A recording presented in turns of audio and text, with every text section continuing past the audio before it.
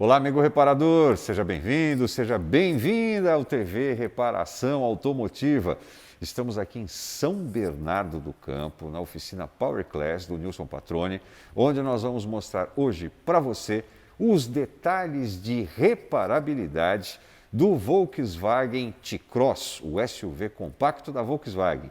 Nilson, seja bem-vindo ao nosso canal.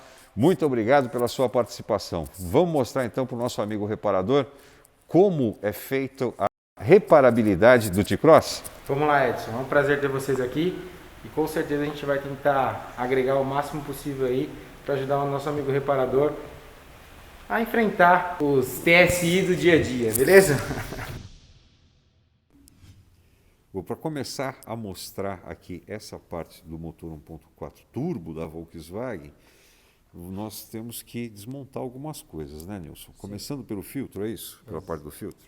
Exatamente, é o primeiro item de manutenção, né, de revisão. Então a gente vai tirar o filtro de ar aqui e tem que tomar cuidado porque ele tem parafusos por baixo. Então se o reparador tentar tirar essa capa para trocar o filtro de ar, somente o filtro de ar, é perigoso ele quebrar, tá? As travas do filtro, tá? Então nós vamos tirar primeiro a caixa, para depois ter o acesso ao filtro. É isso mesmo. Bom, esse é o motor 1.4 turbo da Volkswagen, que tem 150 cavalos de potência, 25,5 kg de torque. Inclusive, esse 25,5 serve também para, entre aspas, ser a referência da versão do carro, porque lá atrás você vai ver que está lá 250 TSI. Esse 250 é a referência em newton-metros do torque do motor. E normalmente nós utilizamos aí para falar de torque o quilograma força-metro, por isso que é 25,5, mas o 250 também serve de referência para esse motor que é fabricado em São Carlos. Inclusive esse tipo de motor a Volkswagen ela exporta até para outros países, até para o México, né, para os carros que são fabricados no México e depois acaba chegando nos Estados Unidos. Bom, vamos lá, Nilson. Quais são as particularidades desse motor que o reparador vai ter que ficar atento, vai ter que prestar atenção quando esse carro entrar na oficina dele para uma manutenção preventiva ou corretiva? Bom, Edson, esse veículo tem algumas particularidades na parte da correia dentada, tá? Essa correia dentada, ela no plano de manutenção pede 120 mil quilômetros, mas a gente tem que se atentar um pouco à questão trânsito, né? O que a gente usa no carro, então não tem um orímetro no carro. Então, na oficina, no dia a dia, a gente adianta um pouco por conta da questão trânsito, então a gente não consegue fazer um procedimento 100% voltado à quilometragem. Tá? Então, aqui na oficina Power Class, a gente pede para o cliente trazer com 90 mil quilômetros a troca da correia ou 4 anos. Tá?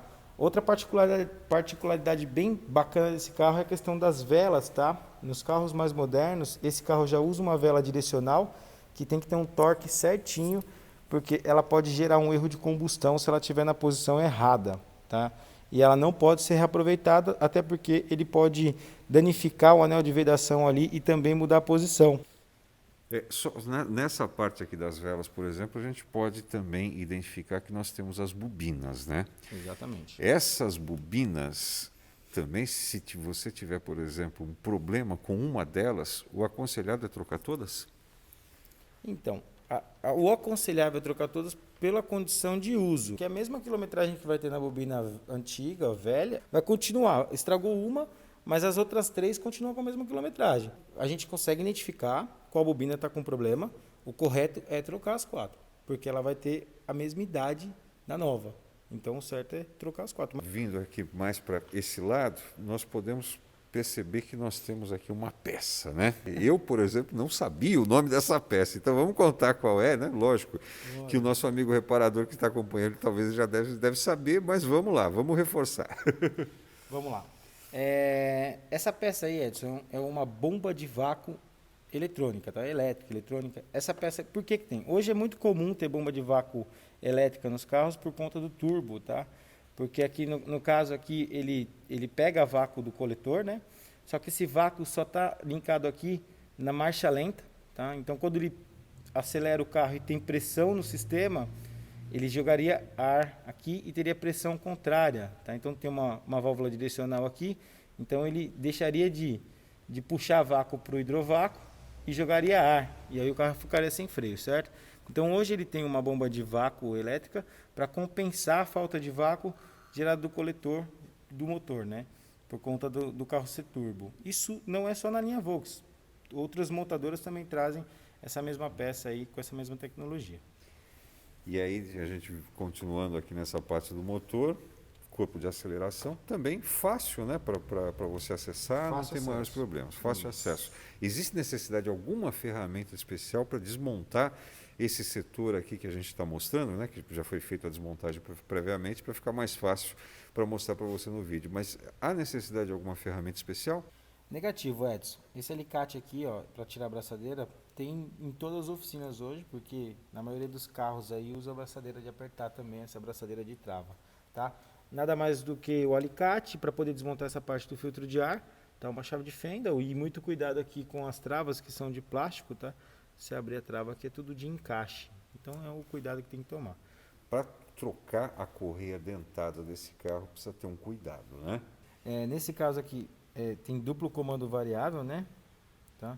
E também tem uma curiosidade na verdade hoje na maioria dos casos tem que ter ferramentas especiais para poder fazer a troca da correia dentada, né? Fazer o sincronismo, tudo certinho, ter uma ferramenta que tira um tampão lá embaixo na parte do virabrequim para poder travar, a ferramenta para travar o comando. Então tem que estar munido aí de ferramentas para poder fazer um bom trabalho, né? Inclusive tem até ferramenta para poder esticar, tá, ó, a parte do esticador da correia dentada aqui para a gente poder posicionar certinho esse esticador, tá? Outra curiosidade, Edson, que esse carro tem e que está chegando bastante aí nos carros mais modernos é o sensor de combustível, tá? Aqui, ó. Antigamente a gente tinha a identificação aí dos carros flex pela mistura de combustível, tá? Que ele fazia um cálculo aí baseado em boia de combustível, né?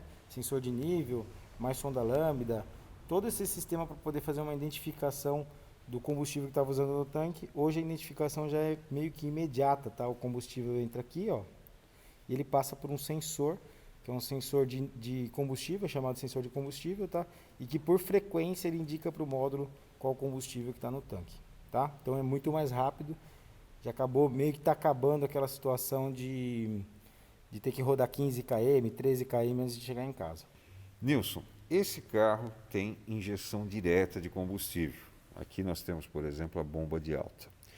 No caso, para que você fazer algum reparo, fazer alguma manutenção na linha de combustível, precisa ter conhecimento, não é mesmo?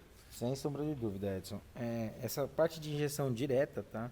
Ela está entrando no nosso mercado aí já tem há um tempo, tudo, mas realmente ainda tem alguns mitos e verdades aí que a gente tem que desmistificar e tomar cuidado também. A linha de injeção direta ela trabalha ali em torno de 40 até 170, tem carros que está chegando até 400 bar de pressão e realmente é perigoso se o mecânico ou reparador ele não estiver atento a hora que ele for desmontar algumas peças, tá? Tem que despressurizar a pressão. Essa linha aqui, os bicos estão diretamente dentro do cabeçote, tá? Dentro da câmara de combustão. E também ela se compõe de duas bombas, uma bomba de baixa, tá? Que vai dentro do tanque, uma bomba de alta. E tem módulo de controle da bomba de baixa também para poder operar também.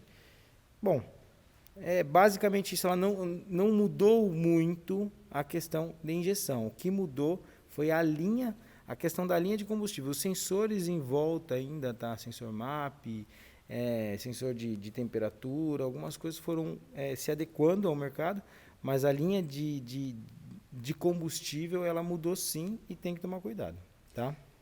Já que você falou de sensores, vou chamar a atenção aqui, que a gente tem aqui, né, uma sonda lambda, Sim. que está colocada aqui em cima, inclusive fácil também para acessar, né? Fácil acesso, mas de difícil diagnóstico, tá? Porque são uma sonda lambda de banda larga, tá? São duas sondas lambdas. Ela tem uma sonda lambda aqui de fácil acesso, é uma sonda lambda de banda larga, a primeira sonda, e a sonda pós-catalisador é uma sonda comum, tá? Essa sonda ela trabalha por uma frequência também, tá? Ela trabalha dentro do módulo, ela tem um chip aqui dentro, tá? E um chip no módulo.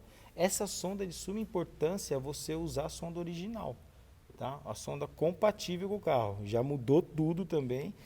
E ela trabalha, e é difícil de você conseguir fazer um diagnóstico, mas dá para ser feito também com osciloscópio, algumas coisas, dá para ser feito também, tá? Mudou bastante. E aqui do lado a gente já percebe o turbo, né? Isso. Já percebe o turbo, a turbina. No caso, turbo, tem reparo? Para a concessionária, para a montadora, não existe reparo. Você tem que trocar a peça por completo. Esse já é um turbo, ele é controlado eletronicamente pela central, né? Ele tem todos os atuadores eletrônicos ali para controlar a pressão, tudo certinho. Na realidade, o correto não é fazer reparo de turbo. E o que costuma, por exemplo, por mau uso, dar problema no turbo ao ponto de você ter que trocá-lo ou fazer o reparo? Bom, filtro de ar com passagem, ele pode gerar qualquer entrada também de objetos ali na parte das pás da turbina.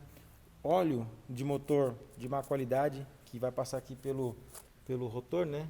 Que aqui tem uma entrada de óleo, onde faz a lubrificação da turbina. Se você tiver com óleo de especificação errada, a turbina também vai embora rapidinho, né? Quebra o eixo, que acontece esse tipo de coisa. Basicamente isso, Edson. Temperatura também, porque o líquido de arrefecimento também compõe a parte da turbina, tá? Porque ele também tem refrigeração de água na turbina. É basicamente isso, tá? E nessa parte do óleo que você citou, eu vou até um pouquinho mais além. O recomendado hoje em dia é que você utilize não só o óleo da especificação, mas também da mesma marca que a montadora recomenda. Por quê? A especificação é igual, porém os aditivos eles mudam de acordo com a marca do óleo. Ou seja, nós já até conversamos, por exemplo, com o pessoal de desenvolvimento de motores da Volkswagen, e a coisa funciona da seguinte maneira: quando eles começam a desenvolver o motor, eles já chamam a fabricante do óleo, que é exatamente para desenvolver um óleo específico com aqueles aditivos para aquele motor. Sim. Normalmente no manual você encontra a numeração do óleo aprovado, tá? Então na Volkswagen é aquele 502, 505, você consegue encontrar. Então é o pacote de aditivo do óleo lubrificante é o que faz a diferença. Isso aí a gente tem que respeitar com toda certeza. E tá? num caso de um motor moderno como esse, né? Então nada melhor do que você seguir a especificação do óleo. Sem dúvida. E agora vamos mostrar então a vela, né? Que o Nilson contou pra gente aqui que tem um segredinho. Bom, para você tirar a bobina e depois tirar a vela, qual que foi a chave que você utilizou? É uma chave comum de vela, uma chave 16, né? Que é usada em comum, é praticamente universal, né? Hoje está mudando um pouquinho, tem chave 14, 21, essa é uma 16, tá? E uma extensão e uma chave comum. Para montar, você vai ter que usar outras ferramentas, beleza? Ó, mostrando um pouquinho da característica da vela. Tá vendo aqui esse anel de encosto? Quando enxergar esse anelzinho de encosto douradinho aqui, ele tem uma diferença, tá? Esse anel de encosto normalmente é usado em velas direcionais, tá? O que é a vela direcional? Ela tem uma posição que ela vai ficar lá dentro da câmara de combustão, tá? Vamos dizer que é assim, ó. Quando você apertar, se você apertar demais, ela fica assim ou assim, ela pode gerar um defeito de combustão no carro, tá? Então, não vai sentir no carro, mas o motor sente esse defeito, ele pode acender a luz de injeção, gerando um código P300, P301, que é erro de ignição, simplesmente pela vela estar na posição errada. Então, quando tem esse tipo de anel de encosto, normalmente a vela é direcional, tá? Então tem que tomar cuidado na hora de montar. Bom, pessoal, lembrando que essa vela aqui não é recomendado montar ela novamente a partir do momento que você faz a inspeção. Então é bacana que você tire essa vela ou pela quilometragem do carro, tá?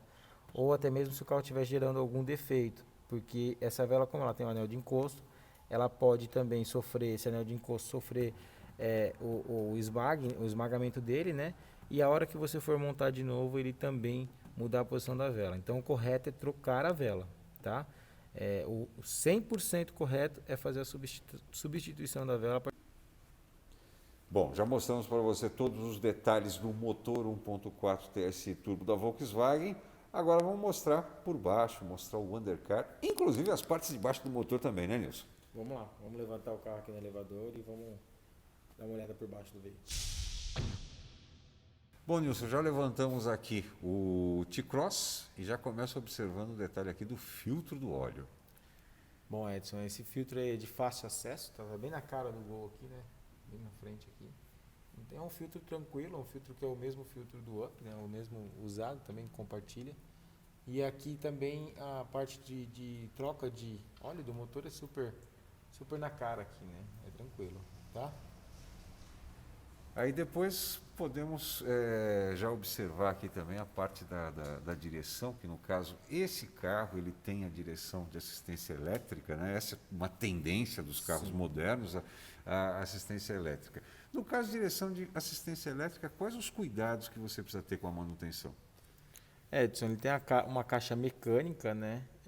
Que ela pode sofrer com obstáculo, buraco, essas coisas. Você tem que conferir folgas, não tem um engraxe para essa caixa nem nada, tá? Basicamente isso. Não tem, a parte da caixa elétrica ela não tem muito cuidado. A não ser você manter o carro sempre alinhado, porque se o carro estiver fora de alinhamento você pode estar forçando o sistema. Fora isso não tem muito o que fazer ali, a não ser uma substituição da caixa se ela tiver com algum problema, tá? Inclusive, eu já vou até aproveitar e lembrar você, amigo reparador, que você pode procurar no nosso canal TV Reparação Automotiva, que nós temos uma live que nós fizemos com a ZF explicando como é que funciona esse sistema da direção elétrica. Agora, vindo aqui para a parte de suspensão. Posso dar um adendo rapidinho? Pode. Eu não sei se eles falaram na live, mas se você encostar o carro numa guia, por exemplo, e forçar aqui, ó, forçar o pneu do carro na guia, alguma coisa do tipo, você pode estar forçando sim o sistema da coluna lá, né? Aumentando ali a corrente do motor, então aí você pode ter problema. Então evita fazer esse tipo de coisa. Tá? Muito bem. Agora vamos aqui para a parte de suspensão. Estou vendo aqui bandeja, né? Estou vendo bandeja, pivô. Sistema que você tem necessidade de trocar tudo, a bandeja e o pivô, ou eles são separados? Separados. Só que a gente não tem pivô por rebite, né? Que de certa forma ficou um pouco comum. Então consegue tirar o pivô, trocar separado tranquilo, tá? A bandeja ela se compõe em bandeja, pivô, aí tem aqui também a barra a barra estabilizadora e as bieletas, né? Então aqui em cima também, tá? É uma suspensão também simples, né? De manusear, tá? Um quadro de suspensão pequena também com poucos parafusos.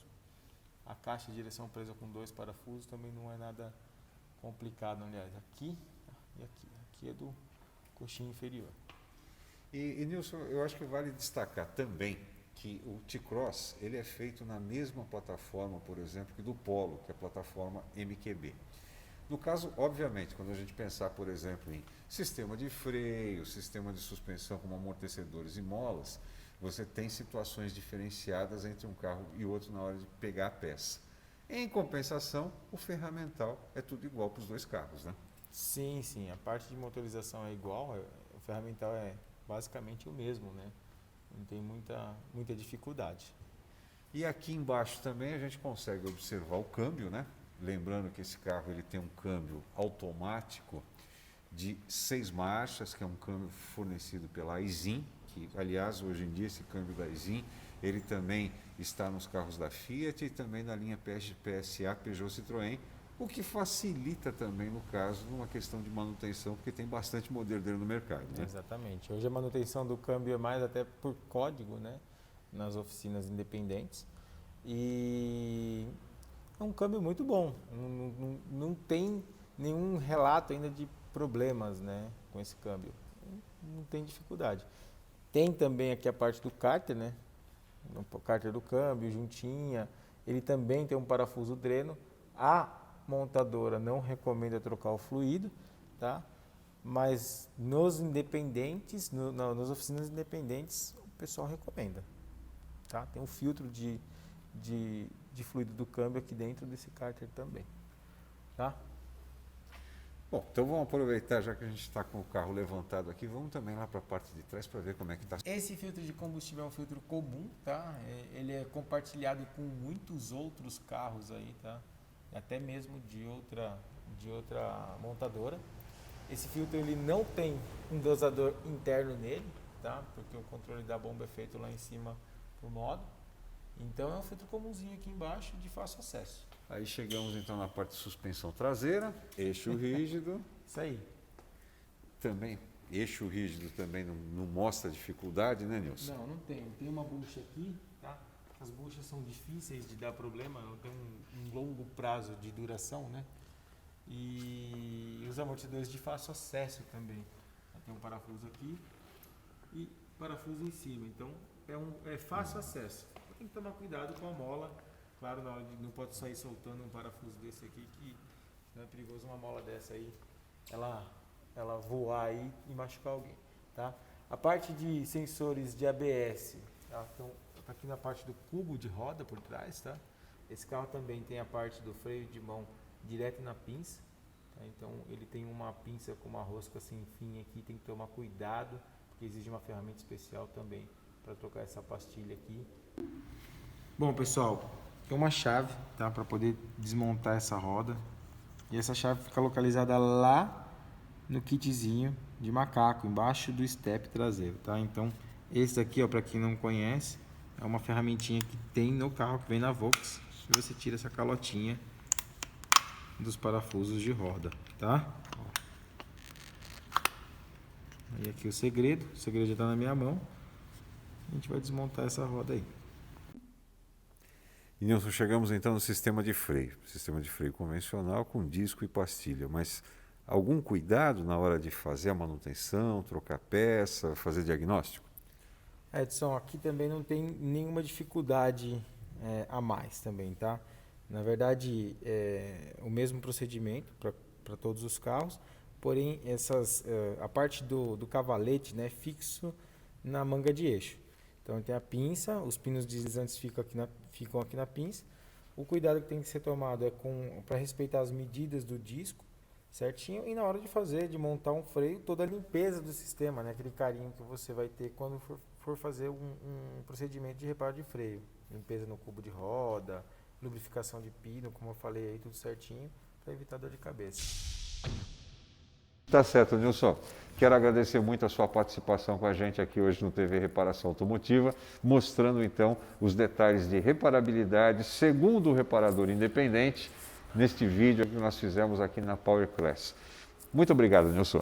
E você que chegou agora no TV Reparação Automotiva, não esquece, hein? Não esquece, se inscreve aí no canal, dá o seu joinha, clica no sininho, que assim, todas as vezes que nós tivermos novidades, você vai ficar sabendo, tá certo? Muito obrigado pelo carinho, muito obrigado pela atenção. Até a próxima.